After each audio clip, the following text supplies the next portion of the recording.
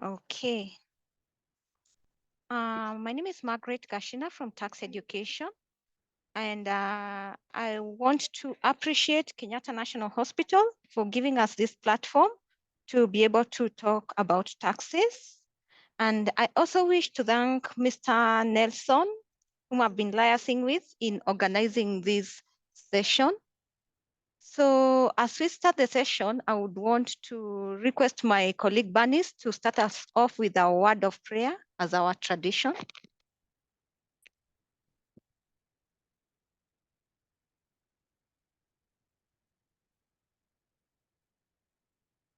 Good afternoon, ladies and gentlemen. As you've heard, my name is Bernice Minor from Tax Education, and I'm going to lead you with a word of prayer. Dear Heavenly Father, we come before you this afternoon. We tell you thank you for the gift of life. Tell you thank you for the gift of good health, dear God. And as we start this session, may it be an educative session. May it be productive, and may we understand what we're being taught. And it is in Jesus' name we do pray, trusting and believing. Amen. Amen. Just allow me to interrupt for a bit, Margaret. Yes, Nelson, go ahead.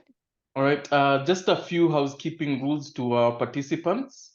Kindly post any Q&A you have on our Q&A section. I mean, any question you have on our Q&A section, and we will pick it up from there and answer you. And for CPD, kindly note for KMPDC that we are currently uploading last week's sessions to the portal, so they should be reflecting latest next week. For PPB, we have sent out an email informing you of the sessions that have been uploaded. Kindly subscribe so that we can send you your points. For COC, we are sending the lists for attendance lists for last week to the COC so that they can award you the points. And for NCK, kindly be on the lookout for your emails for the past sessions that we have held. The tokens expire after 48 hours, so kindly be keen on the emails that you will be receiving as from today. Thank you, and we can begin. Okay, thank you, Nelson.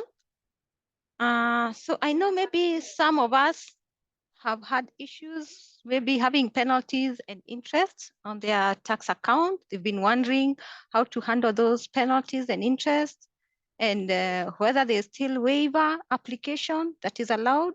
So to answer all these questions, we have our tax expert who is going to take us through something we call tax amnesty.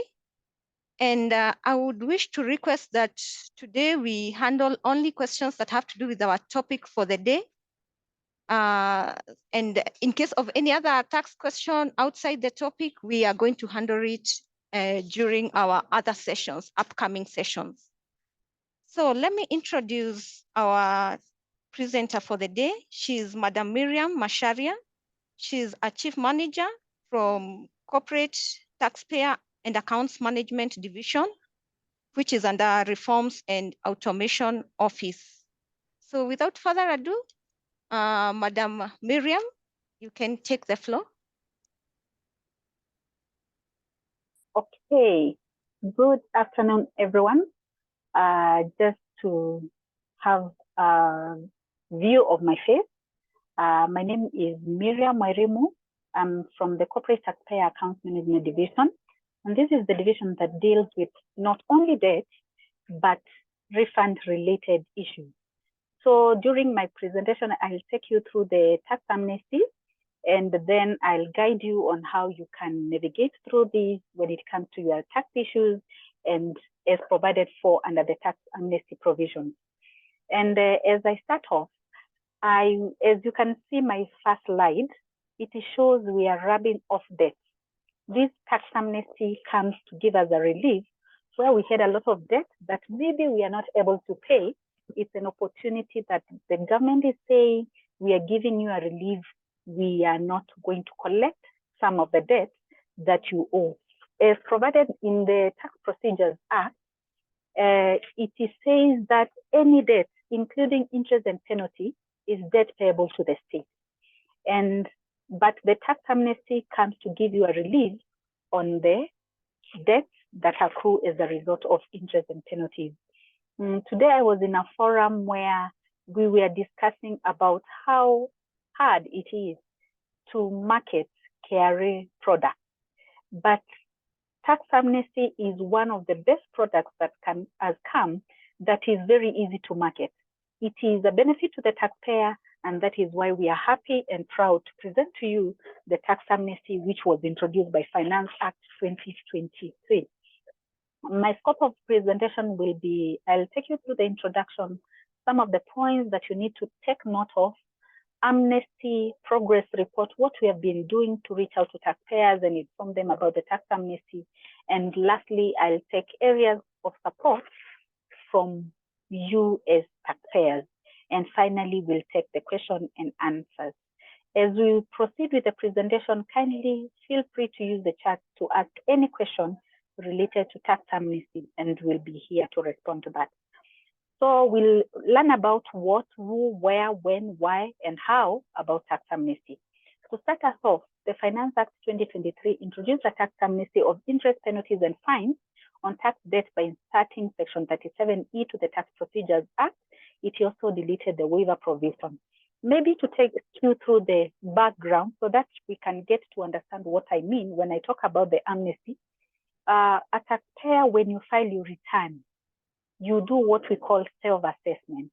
Self-assessment is where you file a return and say, from my own personal assessment, I'm supposed to pay 100,000. That is what we call self-assessment. There is another principal tax that arises as a result of audit, and that is after default assessment or estimated assessment. Default assessment or estimated assessment arises where you do some transactions that appear in our records that tell us you have transacted, but as a taxpayer, you fail to declare. So as KRA, from the data that we have, we can estimate the amount of taxes that you need to pay. And then there is additional assessment where you have already done your self-assessment, but we come across some information about some date or some taxes you did not declare. We can do additional assessments, and this is usually done through compliance checks and audits. So the three ways through which we raise assessments gives the rise to what we call principal taxes. So for the principal taxes, these are usually as a result of self-assessment or default assessment or additional assessment. When you file your return as a self-assessment and you fail to pay, you will attract penalties, interest, or fines. Or sometimes you can file the return and you pay part of the amount you were supposed to pay. It will attract penalties, interest on the unpaid amount, and it will also attract penalties. And there are also taxpayers who you find delay in filing their returns. For such taxpayers, they will get penalties also and interest. And there are some taxpayers also who pay but fail to file. They pay as advance tax and file later, they will have penalties. So when we say we have introduced a tax amnesty, we are telling taxpayers, we now allow you to only pay the principal tax, but we will forgive you the interest and penalties as a result of late filing, late payment, or partial payment of the amount payable. But the tax amnesty comes with some conditions that I will be taking you through. So when we talk about principal taxes, I was explaining that so that you can get the difference between the principal tax, the interest, and penalties and fines. So as I've mentioned, principal arises as a result of self-assessment. You as a taxpayer say, I want to pay this, and or as a result of audit. But penalties and interest, we can say is like the punishment for delayed payment or delayed filing of the returns. So Section 37E came to give relief to taxpayers who have accrued interest and penalties as a result of late filing, late payment, or things like that, so that the taxpayer get a fresh start. But before we started the tax amnesty program, we used to have what we called the waivers. Waivers is where a taxpayer had accrued interest and penalties that they could not pay, they could apply for a waiver. The difference between the waivers that were provided for under Section 89 and the tax amnesty that we are presenting to you is that for a waiver, you had to meet some criteria as provided by the Tax Procedures Act. And those criteria, the criteria provided was strict and you have to provide a lot of evidence before you qualify. And I can confirm here, like 90% of the taxpayers never qualified. They never met that criteria. That is, you were to provide justification for why you need this waiver. The good thing about the amnesty is that you don't need to provide justification for anything. The government has just come and said, we will remove all these interest and penalties. And we will remove and in two ways. So there are two categories of taxpayers who will benefit from this tax amnesty. The first category is taxpayers who did not have principal taxes for periods relating to periods prior to 31st December 2022. If you have any debts in your system for periods prior, before 31st December 2022, and the debts that you can find in your statement are only interest and penalties, you will not need to apply for the amnesty. You will get it. It will be effected automatically. You will check your ledger and find the interest and penalties have been removed. So that is the first category. That is, if the taxpayer does not have principal taxes accrued for period up to 31st December 2022. The second category is the taxpayer who looks at their ledger today and finds they have principal taxes that has not been paid, but for periods prior to 31st December 2022. So the second category of taxpayer, for them to benefit from this amnesty, they need to, number one, make an application. And this application ought to be made online. There is a process how you apply to online. And the second thing is you have to give a plan on how you will clear the principal taxes outstanding, but you have to clear that debt by 30th of June 2024. So the second category has principal taxes for periods prior to 31st December, and they have already applied. They need to apply online, and as they apply, they will give a payment plan. And that payment plan should not extend past 30th of June 2024, giving a plan on how you will clear the principal taxes. Once you have cleared that principal taxes, all the interest and penalties accrued for that period will be removed through the amnesty program. Tax amnesty will also be applicable on all interest and penalties and fines for taxpayers relating to periods up to 31st December. So you might ask, what about debts accrued, interest and penalties accrued from January? As I've taken you through the previous slide on the deletion of the waiver provision, those periods will not qualify for amnesty and will also not qualify for waiver since the waiver provision has been deleted. And this is a call to all health practitioners that have joined me today. When you have returns to file, going forward, you need to file on time to avoid accruing penalties and interest because of late filing, late payment, because from 1st January, any interest and penalties accrued from 1st of January going forward will not benefit from this tax amnesty. The taxpayer will be required to pay the principal amount, including the interest and penalties.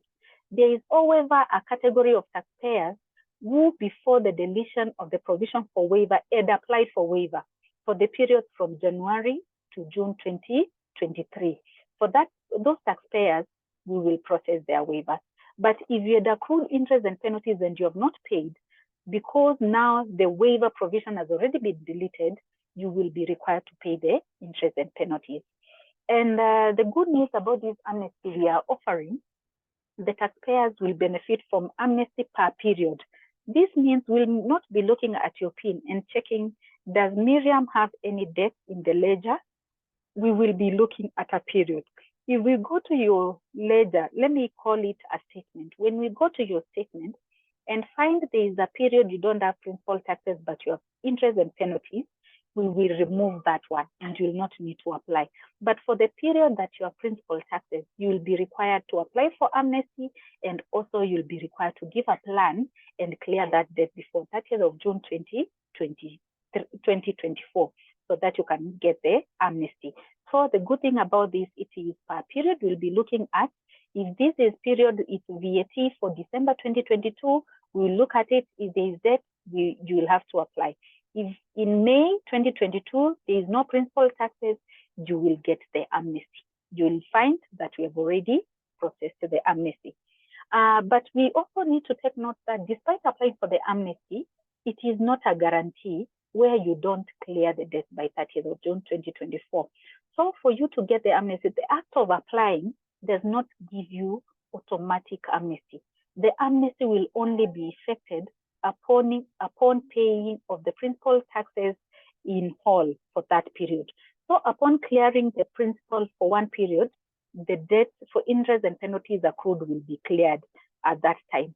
So the guarantee you will only have for amnesty is upon payment of the principal taxes outstanding per period. And as I mentioned, any debt accrued from 1st January 2023 will not qualify for amnesty. There's some questions that have been coming up on treatment of year-end transactions.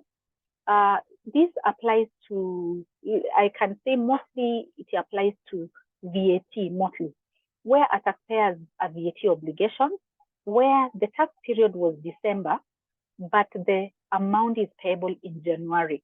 You see VAT is payable the following month. So for such cases, as long as the tax period was in December, despite the fact that the tax was to be paid in January, you will also qualify for amnesty for the interest and penalties that you might have accrued for the VAT for December. Same also applies to installment taxes.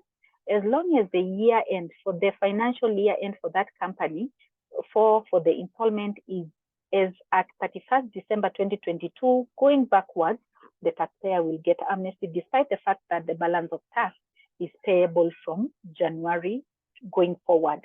So when it comes to financial year end, we are looking at the period.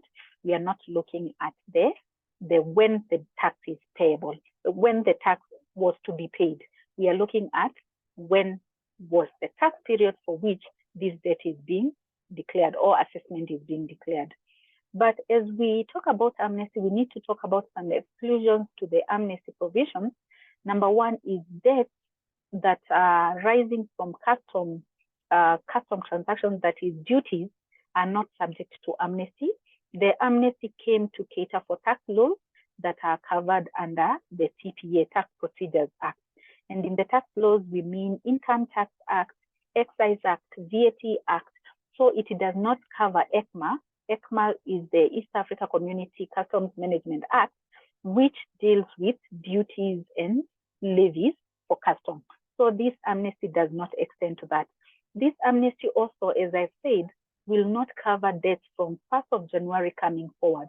So penalties and interest from 1st January 2023 coming forward will have to be paid.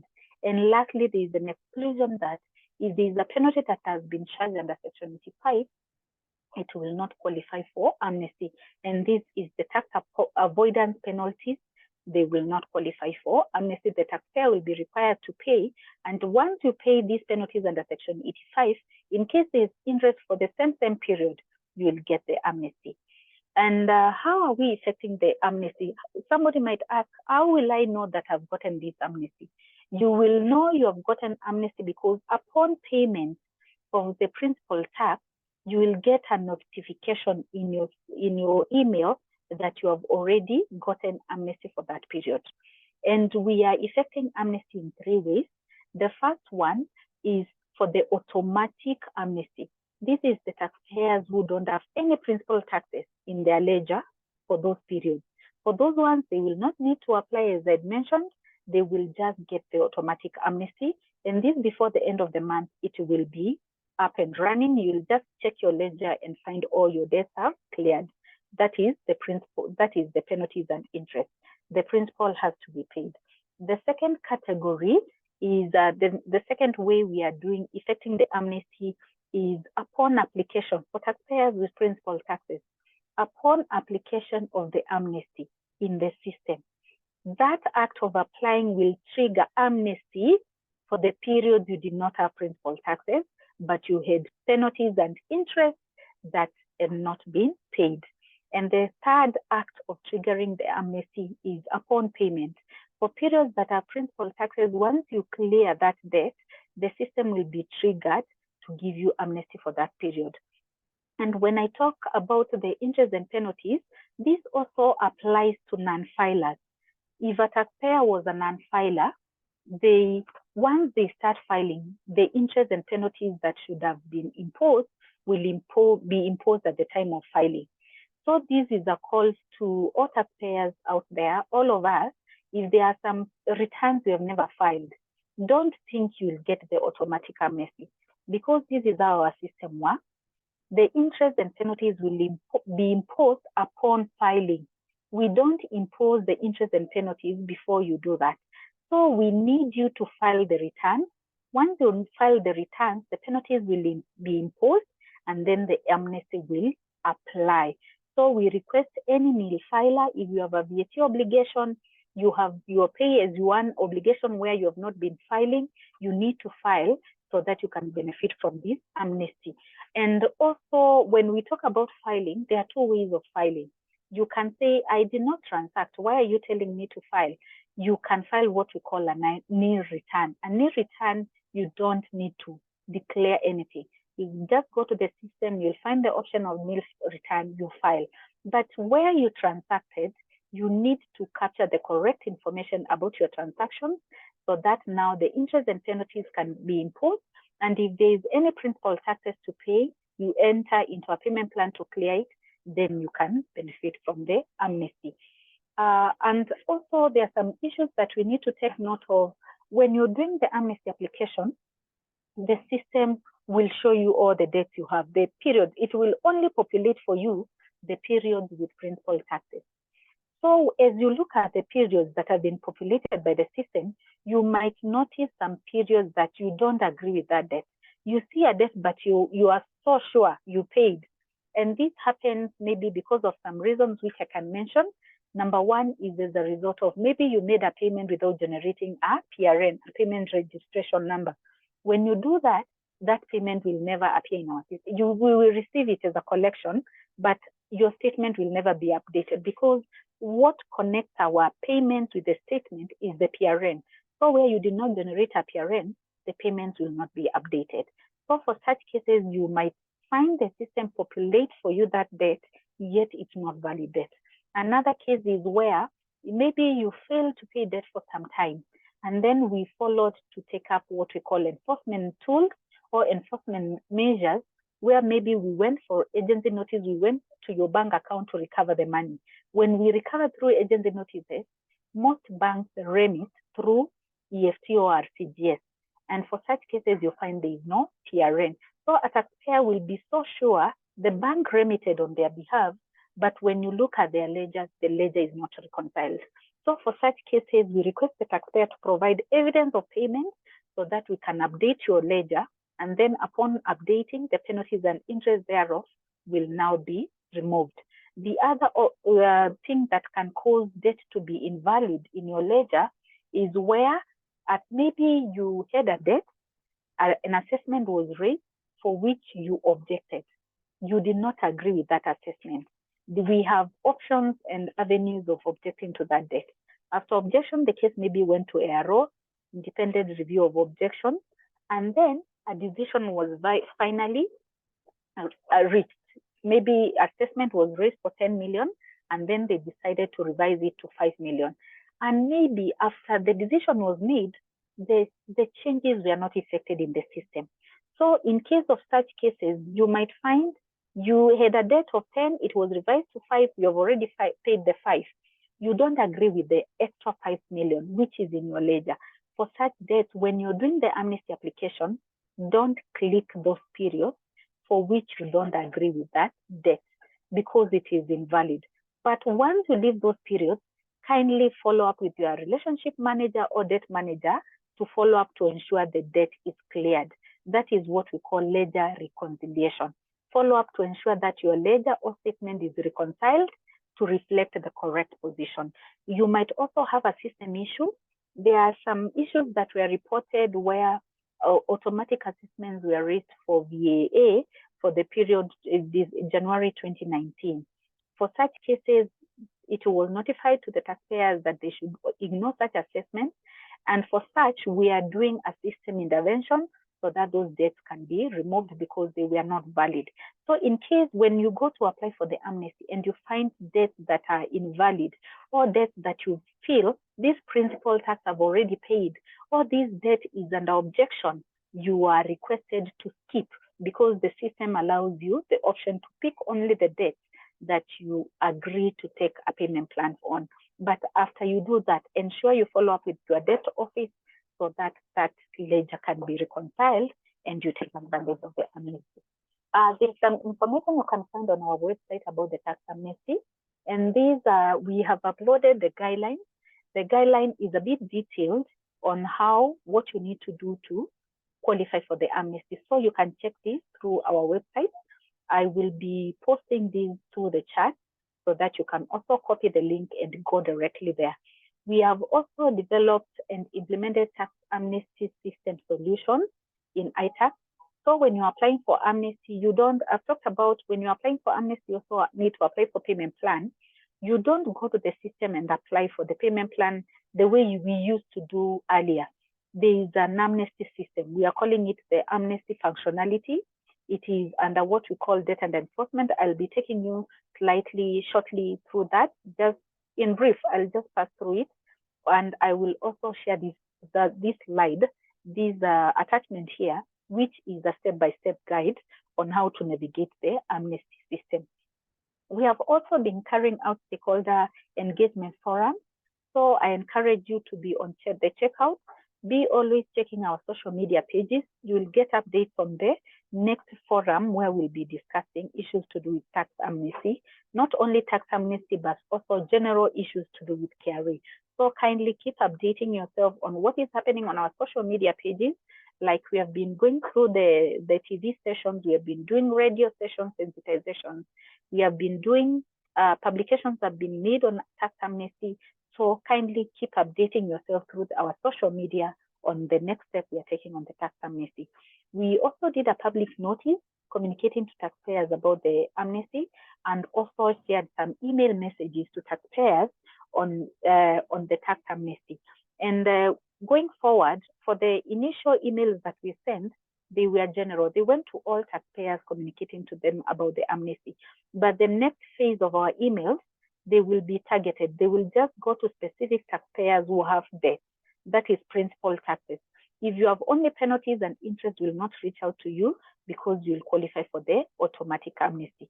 But for those who have principal taxes outstanding, we will reach out to you through targeted emails where you will be requested to take up the amnesty.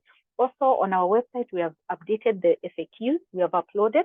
So when you go there, I will also share these through our chat. You can go to the frequently asked questions and get to know about the amnesty. The president also spoke about the amnesty. I'll share the link. You can listen about the message he has to all taxpayers about it.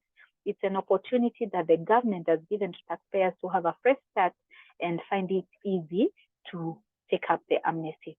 On this one, I'll just take us through. I request so that all taxpayers present or medical practitioners that have joined us today, we request you to be our voice to other taxpayers about the amnesty, because we have noted so many, every forum we go to, we notice so many people have never heard about this amnesty. And it's a very good opportunity for taxpayers to take it up and get a relief. It's not good for you to enjoy some good benefits when your friend next door is not even aware of these benefits. So we request also you sign up for the amnesty. From some data we were analyzing, we noted that there are some taxpayers who are applying for amnesty, but we note also a bigger percentage of taxpayers who are paying for those periods that qualify for amnesty and have not applied. This is a clear indication that taxpayers are not even aware of the amnesty. And if you don't apply, there is a danger that you stand to lose. And why do we say there is a risk if you don't apply for the amnesty? For example, assuming you have a debt today, principal taxes to pay, and you decide you will pay it by the end of this month, you risk the being debt recovery coming after you. Because we are not aware, there is no commitment you have with KRA, and we can come to you to recover this debt. The good thing about Amnesty is that once you apply, you are off our books. We'll just allow you to follow up with the payment plan as given, and we will just require you to stick to the payment plan, and nobody will ever come after you. The only time we can come after you is where you default on the payment plan. We also request you provide requested reconciliation documents. You find sometimes you have an issue, maybe the periods that you have not picked, it's because it's the reconciliation, but we request for these documents and they take forever to be provided. It's a request that you provide these documents so that we can fast track reconciliation of your ledgers and you take advantage of the amnesty. Also, as I've mentioned, from 1st January, there is no waiver. So we encourage you to avoid accruing new debt. If you have any self-assessed amount, if there is an audit that has been done, kindly fast track completion of this process, payment of this debt, so that you don't accrue new debt. And maybe something I've forgotten to mention when I was talking about for periods after 1st January 2023, in case an audit is done on you or an assessment is done on you today, but that assessment is for periods prior to 31st December 2022, you can also benefit from this amnesty. You can apply for amnesty and you'll get it because we are looking at period. So assuming there's an audit that you have been given a call that we will be coming to audit your clinic, we'll be coming to audit your farm, your business, kindly we request you cooperate so that the audit can be concluded within the shortest time possible and you take advantage of the amnesty before it ends. Because if the assessment is concluded within the year, you take advantage of the amnesty and clear the principal taxes before that year of June 2024, you'll get the amnesty. And also another good thing about taking advantage of the amnesty, you will not need approvals that come with payment plans. Before, when you apply for a payment plan, you will be required to justify why you cannot pay in 2 installments. We would tell you, no, you cannot pay 4, you have to pay 2. This one is flexible. You can give the number of installments as long as they don't extend past 30th of June 2024. And it will not need an approval. Once you capture the period number of installments you want, you submit it, that is done. We just need to monitor. We'll just start monitoring to see whether you are complying with that commitment that you've made. And also, in case I've talked about some of the invalid debts you come across, in case you have a concluded objection case where you objected to an assessment and it has not been concluded, kindly bring it to the attention of your debt manager or relationship manager so that we follow up and it is concluded and you take advantage of the amnesty. Because for most objection cases, you find they arise as a result of audit.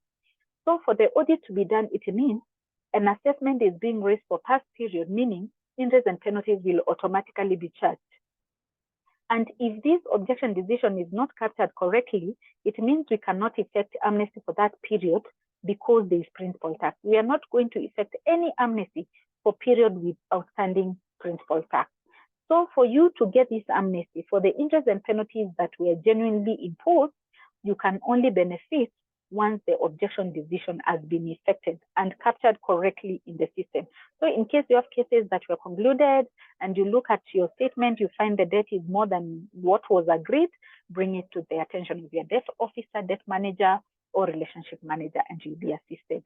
Also, we are encouraging you to consider what we call out-of-court settlements or ADR, alternative dispute resolution, for cases. In case there's an assessment that was raised on you, you have already gone to the court, you don't know how long the court will take to conclude these cases. We are encouraging you so that you don't miss out on this amnesty, yet after the court makes the decision, they say the debt was payable. In case you feel that you have strong position, you are not sure of the decision that will be made by the court, it's an opportunity you can take to explore ADR, alternative dispute resolution, and then you withdraw the case and give a plan and make sure you clear the debt by 30th of June 2024, and you'll take advantage of this amnesty. Also, we have noted a lot of complaints are coming, and given that you're medical practitioners, I know some of you might be affected by this, where you have more than one job. You find you are maybe going to this hospital, after some time, you're given job by another, so you are having many jobs, different places. But when it comes to filing your return, you realize that you have not been given a P9. It means it will be impossible for you to file a return where you don't have the P9. So this is a call, because I believe amongst us is not only medical practitioners, but also the heads of our units, the units that are responsible for giving us the P9. It is a call that we provide these P9s to the medical practitioners so that they file return. Because unless you file that return, you will not get the amnesty. You need to file the return, pay what is payable, of which most of the time you find there is nothing payable. Because once the person who has contracted you to offer these services, maybe the provision of healthcare services on contract basis, you find they usually deduct at 30%. So once they deduct, it comes to your statement. So the payment has already come. But when it comes to time for filing, you find you don't have the documents that show how much you earned, and it becomes a challenge. So you find most health practitioners don't file their returns, yet they are supposed to do it annually, or if you have VAT, you're supposed to do it monthly. So we encourage follow up for your P9s, and if you're the one responsible for giving P9s, kindly facilitate the taxpayers to get them so that they can file their returns and take advantage of the amnesty. And also, I've encouraged you to file the returns, because I've said the interest and penalties will only be imposed upon filing. And if you sit and say, I have nothing to declare, so I've not been declaring, it means once the amnesty period ends and one day you come to file because you have something to declare, interest and penalties will be imposed, and it will be way past the amnesty period and you'll not benefit from that amnesty. So kindly, I encourage you, file your returns. And also, there are some areas that maybe you might need to take note of. Report on any assessments that are not clearly captured. Maybe you did an assessment and the assessment or an audit was done. An assessment was made for 10 million, but they captured 11. You can bring that to their attention. You give evidence, is the communication that I got, but when I look at my system, it shows higher amount, so that we can follow up and fast track correct capturing of that. We also have something we call missing return, file or missing returns. I've talked about that. We have something we are calling the amendment of returns. And this is where you file a return and you realize you made a mistake.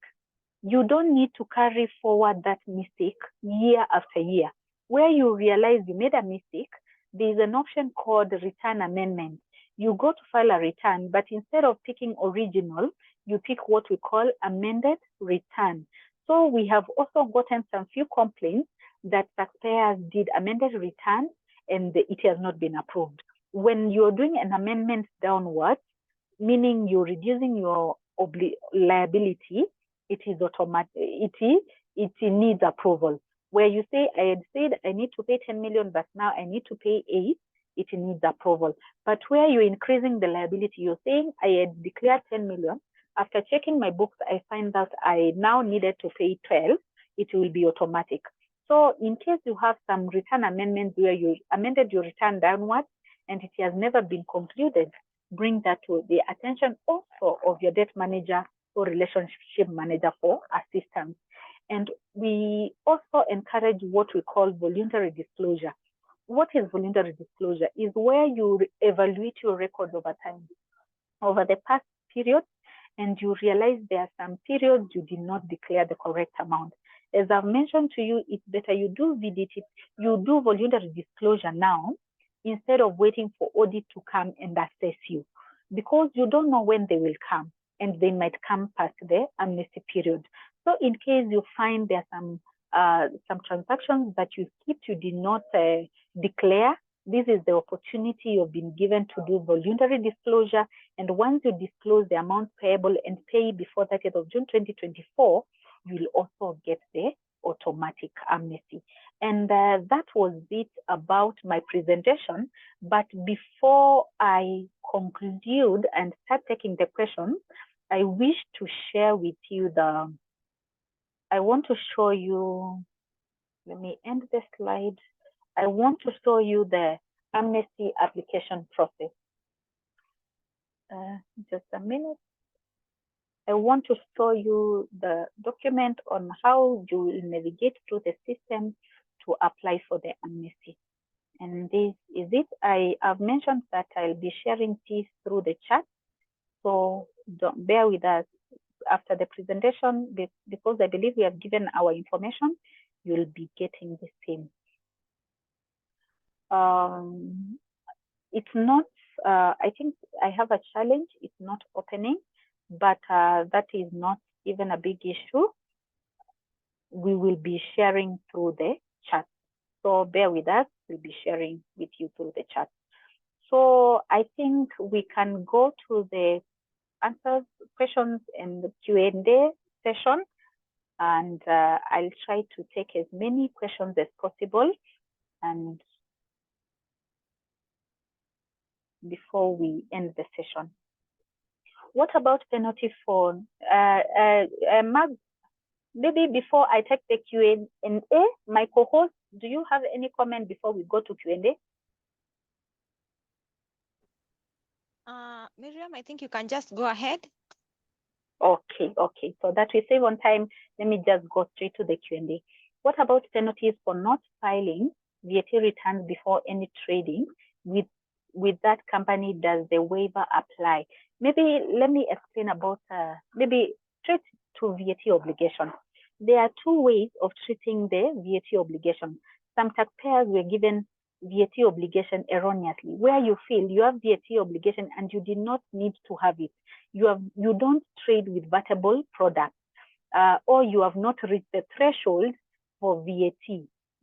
So in case you got the VAT obligation erroneously, you number one right to request for removal of the VAT obligation. And when you request, the first thing we do is we remove. We usually call it reversal. We do reversal of the erroneous interest and penalties because the interest and penalties arose from an erroneous obligation. So after we do reversal, we remove the obligation.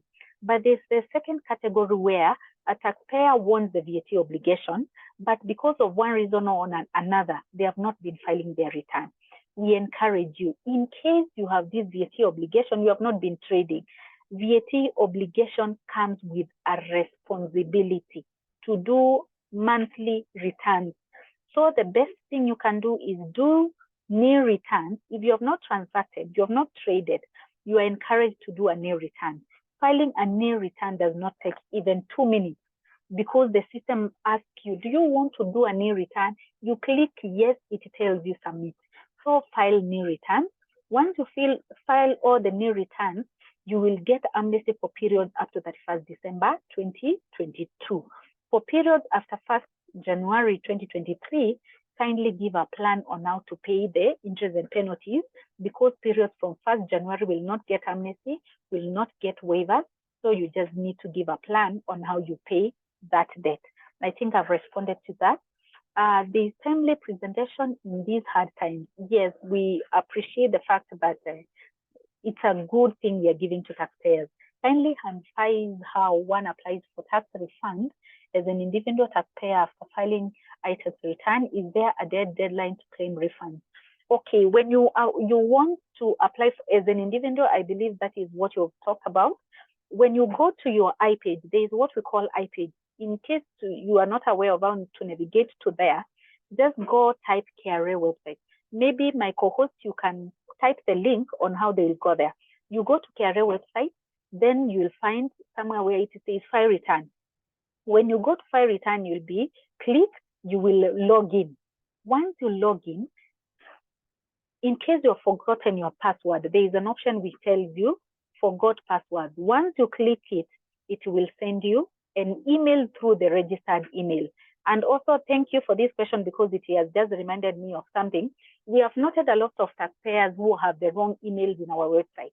So when we reset password, it goes to the wrong email because you gave a cyber cafe, you gave your daughter to open for you the KRA account, or you gave a friend or somebody, you call somebody, unaweza nifungulia pin, kunichukulia pin or something like that. You find when you now we send the password or we communicate, it goes to the wrong email. So it's good to update your information in ITAS so that you get all our communication. So once you reset your password, you go to your iPage. iPage is the page that displays your tax details. There is an option that allows you to apply for refund there. It will, when you look at your iPage, you'll find the option there. So once you go there, you will be able to apply for the refund. And is there a deadline to claim refund? If it is VAT, there are some inputs that you should claim within 6 months. But for income tax, you have 5 years to claim.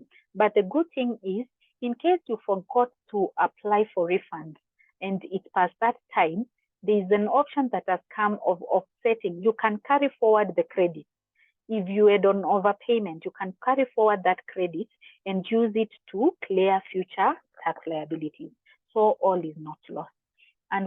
Please advise what happens to unpaid taxes with interest penalties paid by employer. Should not that be under the employer's name and not employee? The way our systems are, we have to show the taxpayer what is happening on their statement, as we also show the employer. So it is good that you usually know that your employer is not paid, and it's time for you to follow up with the employer to pay your debt. But yes, we don't usually follow pay as you want debt on the employee. We don't usually follow. The only time you can find us following up on you is where you have other sources of income. If you have other sources of income, it will consolidate all your debts, including the ones for the employer was supposed to remit. And when you come for reconciliation, we usually drop that portion for employer and follow up with the other debts.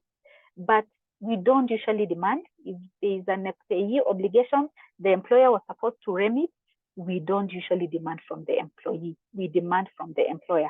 But in case you ever receive the demand from KRA, it must have been a system issue, because I remember there was a time in 2018, the system issued demands to employees for pay as you want, and that was corrected. So going forward, you don't expect to receive any debts from any demands from KRA unless you have other sources of income. I have not filed new returns for 4 years to 5 years now. How do I go about it? It's very easy.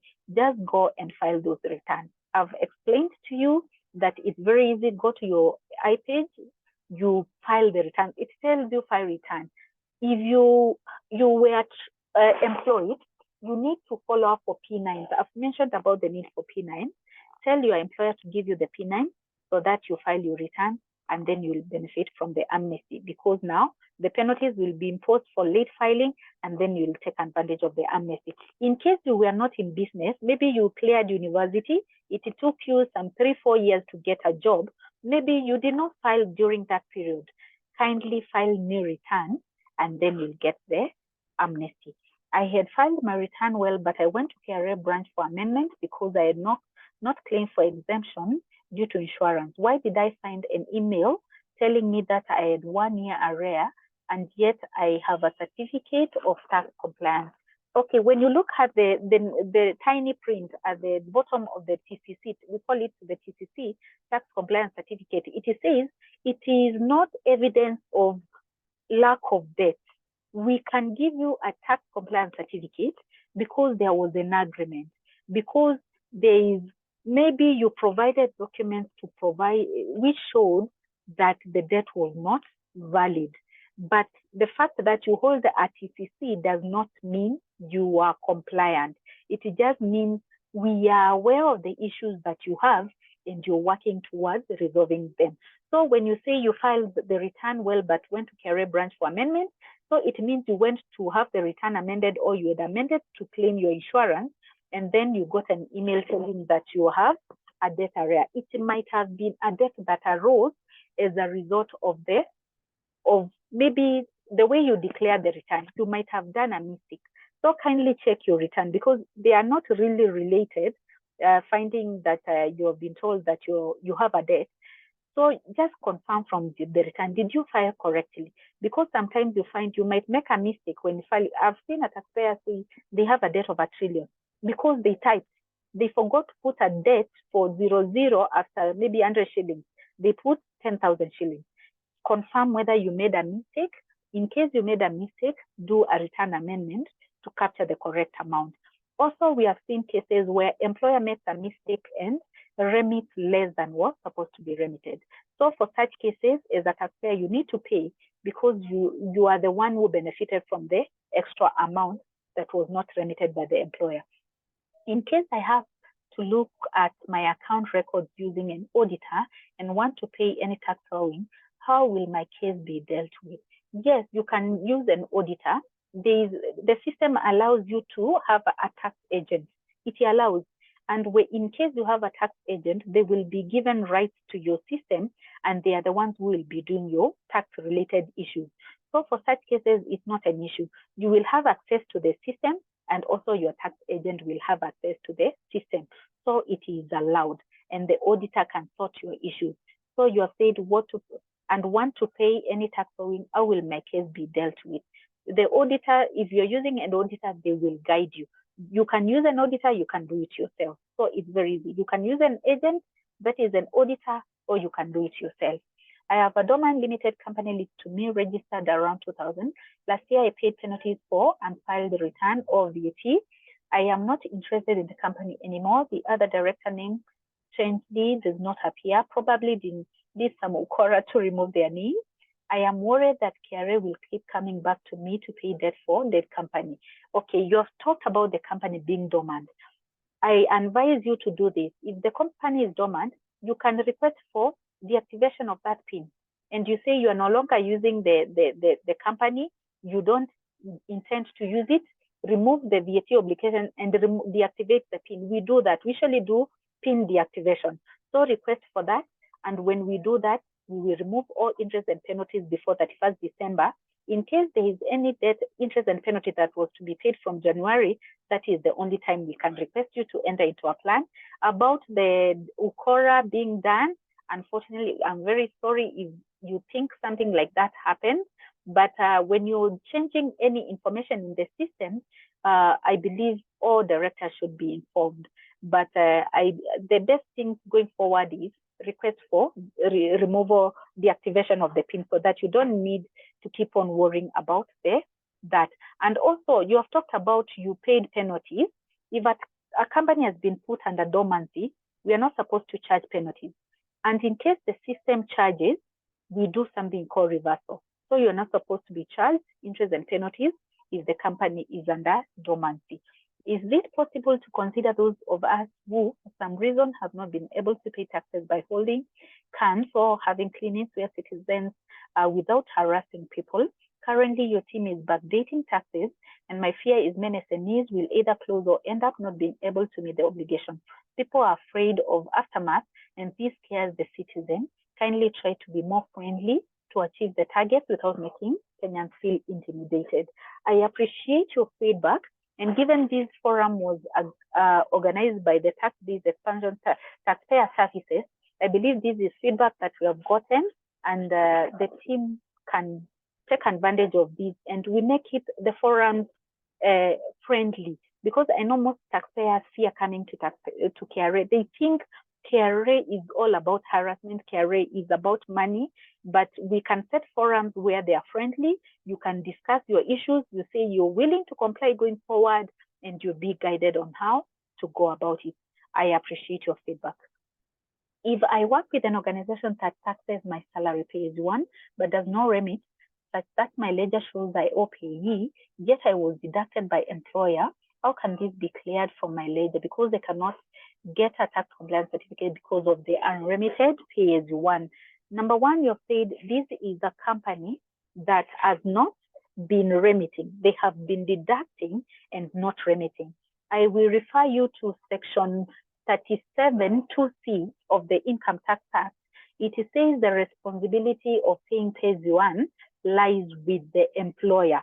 So kindly bring this to the attention of your tax office, because the section says if a person deducts and fails to pay, they can be taken to court and prosecuted. So this is, I can call it a crime. It's a crime. It should never happen. And now on the portion of you not getting a tax compliance certificate, nobody should ever deny you a tax compliance certificate because of a pay as you one debt. If you have gotten in a situation where you need a TCC and you have been told that you will not get a TCC because of pay as you one debt, it should never happen. kindly bring that to the attention of, there are many forums you can report that, but you should never be denied TCC because of pay-as-you-earn debt. This year, and there are forums, many forums you can report. There's one forum we call iWhistle. You can just Google it, iWhistle. That is where you can report cases like that, where you feel you're being treated unfairly. This year, I had a problem filing my return for year 2022 since Ministry of Health was not remitting my taxes to KRA for my internship here. So it appears that I have defaulted. It was mentioned that I would have to write a letter yearly to KRA with my P9. How should that be resolved? Unfortunately, because the return was for the year 2022, you will get amnesty, because we are talking about amnesty is for the period up to 31st December 2022. So for this, you will get the amnesty, but you need to follow up to ensure that you get the P9 and file the returns. So kindly follow up to make sure you file the returns, because if this year passes and you don't, now you go to the following year, then you will not get the amnesty for the current year 2023. And I was not remitting my taxes for KRA for my internship here. So it appears that I defaulted. I was mentioned that I would have written a letter yearly to KRA with my P9. How should it be? And number two, I want to know, for these internship years, were you within the tax bracket? Because there are two ways. If you were within the tax bracket, that is the only time they needed to remit to KRA. If you're below the 24,000, the tax bracket, they don't need to remit anything. So you just needed to file a new return. So kindly confirm the amount that was payable. If it is below 24, you just file new return. And you can also go to your ledger and confirm whether, even P9, to confirm whether anything was deducted from you. Thanks for the initiative. Off topic, but a serious concern, a friend found their account cleaned. On asking, they were informed that KRA took the money. The person was not given any notice, nor were they informed. Can this happen? No, this is not possible, but it can happen. Yes, it happens, but this is how it happens. I've mentioned about where taxpayers provide the wrong email information. So anytime, currently we have gone online, we hardly send manual letters. So there's something called agency notice. Agency notice is provided for under Section 42 of the Tax Procedures Act. And it says we can issue agency notice to any person we think they have your money, or we expect them to hold your money, and tell them to remit that money to KRA. So that is what we call agency notice, and we call also that enforcement. So we usually use agency notices, and that is why you hear somebody say, we have cleaned your money. We take all the money in your account and up to the proportion of the debt. So if the taxpayer never got any notice, it might be because they gave the wrong email information. Unfortunately, it happens where taxpayers are provided the wrong email. So kindly update your information so that when we issue an agency notice, you can know about it. And there are many ways you can resolve an issue where you get an agency notice. You just need to visit your office and give a plan on how you'll clear the debt, and the agency notice will be lifted. Comment about installment tax. Suppose one pays at the end of the year instead of quarterly. As provided in the law, installment taxes need to be paid quarterly. So where you pay at the end of the year, you can, but you will have paid late. So you will be charged interest for that. Yes, you can do it, but you will get interest and penalties for doing that. So installment taxes as provided in the law should be paid quarterly. If one is employed and they have a side hustle, can they file the tax as one? Yes.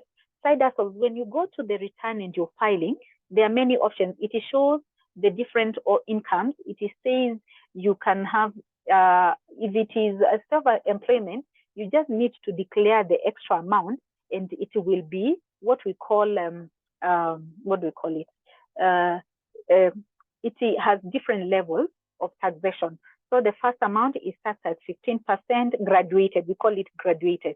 So in case you have a side hustle, you just need to bring that extra amount to lump up with what you have been employment income, and then it will graduate, and the system will compute for you the amount that is due and payable.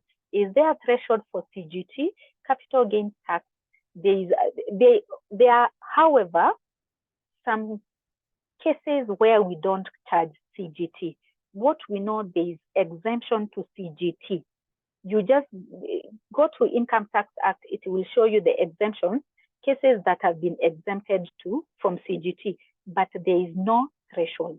Capital gains tax, as long as you're not exempted, you need to pay it. I've been working in diaspora for 1 year now. Do I file new returns, or I can be exempted from filing any returns? There are two options. You can file new returns every year. The other option you can do is the request for your PIN to be put under dormancy, so that when you come back, you can start using it.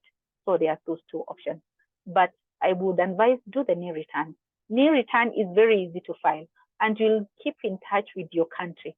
I used to be notified of withholding tax from KRA, but they later on stopped sending them. What is all this about? The only time maybe you can get withholding taxes is where somebody mistakenly used your PIN to withhold the money from somebody else. For example, if you make a mistake and withhold, you mistype the PIN and you capture my PIN, withholding tax credits will go to the wrong person. So that is the only time you will get withholding tax credits and you have not transacted. That is the only the available time you will find that you're withholding tax credits. So for such cases, you can bring it to the attention of the KRA, because it can be an issue to you when it comes to filing returns. When you try to file, they will tell you to declare the income for the remaining part from the income that was withheld. So bring it to the attention of KRA so that they can follow up with the withholder. They confirm who withheld. They do the cancellation of the certificate so that the new certificate can go to the right person. Because if you enjoy the credit, it means somebody else is suffering. They have not gotten their certificate. Good afternoon. When filing taxes and at the end, its figure is negative, what does that mean? It means you have had a refund. Immediately you file a return and you find it negative, it means you have a refund.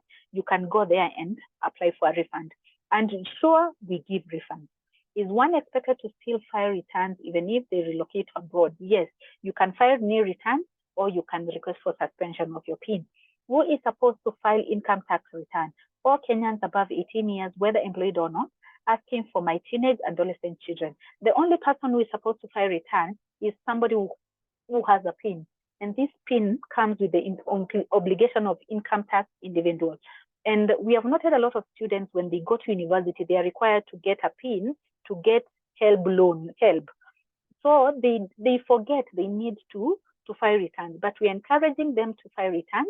Although if you were a student, there is something called reversal of erroneous interest and penalties for the period you were a student. We can do reversal for that income. After that, after you clear university, file your return. But in case of, instead of doing reversal, we encourage you, start early, file your return.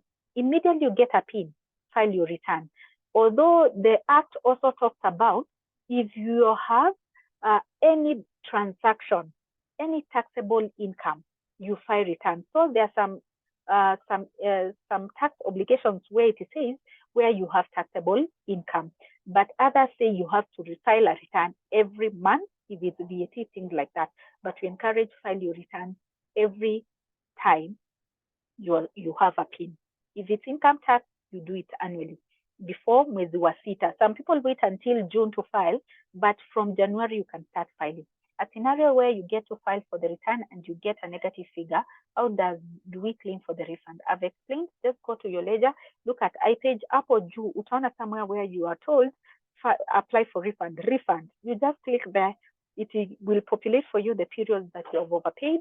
Then you click, it will give you, you put your bank details. Once you put it there, it will submit and you will wait for your refund. Ensure you put your bank details because the refund will be paid to your bank account. Very, very informative presentation. Most welcome. Good evening. Kindly have been in your office and I've sent several emails concerning the return of last year to be allowed to do some amendments.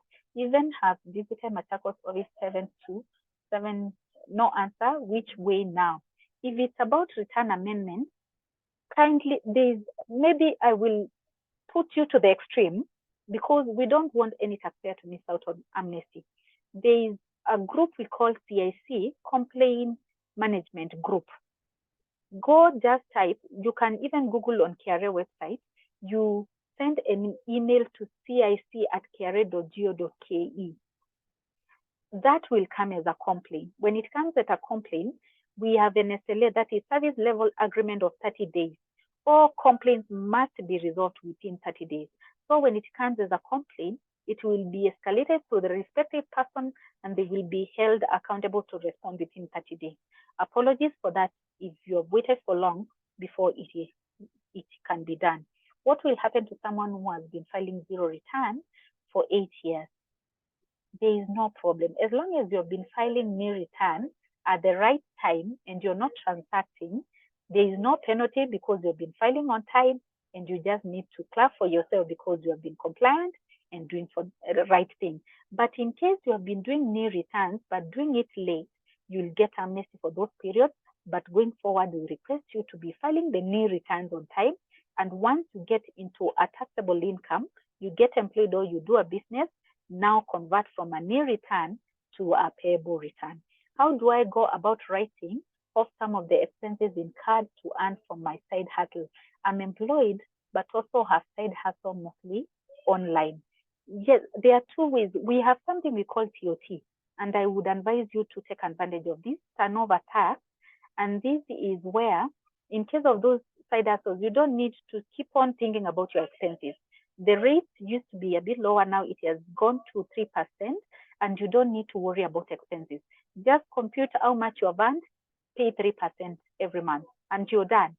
This TOT has come to make it very easy for taxpayers to not to keep on wondering about expenses or things like that. But in case you don't want to opt for the TOT, you just need to keep your records well so that you document your expenses, you put your income. For you to arrive at taxable income, it means you have to put your income, you put your expenses, you deduct, and then it shows you the profit where you are supposed to pay taxes on. So kindly keep those records well so that you can know the expenses to claim. Does KRA really remit refunds? I've applied twice before till today. Yes, KRA pays refunds. This you can get it from me, it pays refunds. The only challenge we might have is there is delay. We don't have enough money for the refunds. The amount the funny thing about, maybe you might not know about what happens in KRA, we don't keep money within KRA. No cent comes to KRA. So when you pay your taxes, it goes direct to Treasury. So if we need money for refunds, we ask Treasury to give us money. So for such cases, you might find there is no enough allocation for refunds, so that is why it delays. But there was a change in Section 47 of the Tax Procedures Act where it says, upon ascertainment of a refundable amount, after 6 months where the money has not been paid, the taxpayer can use that to offset future obligations. So in case you have applied for refund, the money has not come, you can request.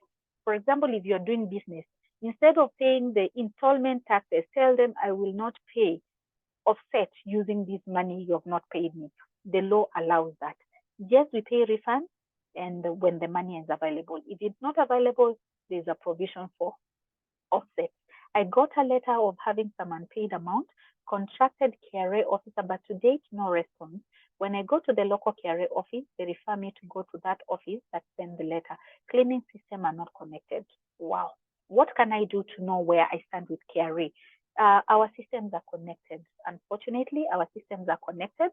When you go to any station, we are calling KRA a borderless office where you can be served from any office. When you come to my office today, I can check for you something that happens in Kisumu. But what might happen is, if there is a letter that was sent, this officer might not be privy to what gave rise to that letter. For example, you might find an agency notice was issued in Kisumu. It is only the people in Kisumu who can give you a plan so that the agency notice can be lifted. I wish I could know, maybe you can provide more information to our group once we are done, so that we can follow up to know why you have not gotten any response, because you're supposed to get a response anytime you raise issues or queries with KRA. So I think I'll take the last question and then we end the session. Hey, what document What I got a later, does KRA follow up interest earned from investments such as money market funds, T-bills, and bonds? In these scenarios, the investment is to already deduct tax on. Most of these are final taxes. And when you do these transactions, it will tell you it's final tax. When it's final tax, you don't need to declare it. You don't, most of these, by the way, the ones you have talked about here, they are final taxes. So when the person has deducted, you don't need to declare that income. They have done final tax. But for deductions that are not final taxes, those are the only ones you are supposed to declare. So T-bills, all that is final tax. Hey, what documents should your officers provide when they come visiting at our premises? What documents should they can show you their KRA ID to prove that they are KRA officers, and also you can check it online. There is a way you check through the SMSs. You go, I'll confirm before the end of the session. I believe even my colleague can give the number, how you can confirm whether that is a genuine KRA officer. So yes, you can confirm whether somebody is genuine. They can give you your ID, their ID, and also you can use that code to go even on KRA website. You can type their details and then you confirm. In it online, I'll share the link here on how you can confirm it online. You just put their details and then it will populate the information about the officer. So asanteni sana for such an engagement. It was, you really engaged, and I appreciate your time and your questions. And before I finish, I hand it over to my co-host. Let me also capture for you the links that I promised to share with you before the end of the session. So karibu sana, Margaret, you can take over. Okay, thank you so much, Miriam, for that very informative session. I believe our participants are going to apply for tax amnesty. That is for those who could be having penalties and interests that can be covered by the tax amnesty. I had posted a link for the guidelines and chat on the chat, that is. Yes. But you can just check the chat box.